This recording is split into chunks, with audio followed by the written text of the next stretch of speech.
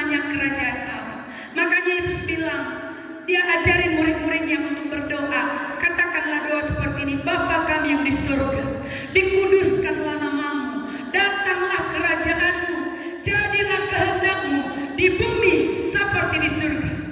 Di bumi seperti di surga. Kalau hari ini kita berkata, Bapa kami yang di surga, dikuduskanlah namamu, datanglah kerajaanmu, jadilah kehendakmu di dalam hidupku seperti di surga. Itu kita harus deklarasikan. Jadi jangan berkata nanti surga itu. Tidak hanya nanti, kita pun ada di bumi, kita bisa merasakan surga. Katakan amin. Di bumi saja kita bisa merasakan surga, saudara. Jadi kalau banyak orang mengalami penderitaan, sakit penyakit tidak kunjung sembuh, atau pemulihan, miskin terus secara rohani, miskin semuanya, itu karena di dalam kehidupannya tidak ada kehadiran surga. Tidak ada.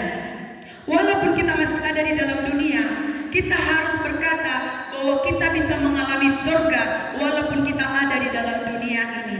Itu sebabnya, saudaraku, orang-orang yang ada di dalam Tuhan, walaupun di sekelilingnya begitu banyak orang-orang jahat, di sekelilingnya begitu banyak orang-orang yang tidak benar, tapi dia tetap bisa memisahkan dirinya dengan dunia.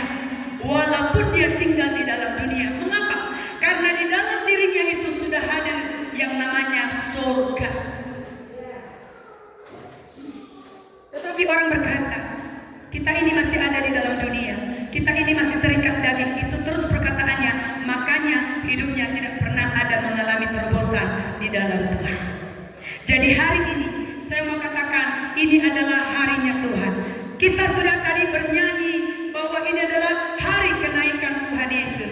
Hari ini kita deklarasikan, hari ini adalah hari kenaikan Tuhan. Harinya Tuhan, hari kenaikan Yesus yang terjadi sebelum kita ada. 2000 tahun yang lalu dia naik ke surga. Dan hari ini kita merayakan, kita mengulang-ulang kembali, mengingat-ingat kembali. Dan pada saat ini kita akan buka firman Tuhan. Kita mau katakan, hari ini harinya Tuhan dalam kehidupan kita. Amin. Kita buka di dalam Maleakhi, saudaraku. Maleakhi 4 ayat yang pertama sampai ayatnya yang ke-6. Saya ulangi, Maleakhi 4 ayat pertama sampai ayatnya yang ke-6. Mari kita semua bangkit berdiri. Mari kita memperhatikan firman Tuhan ini. Apa kata firman Tuhan di ayat ini, saudara?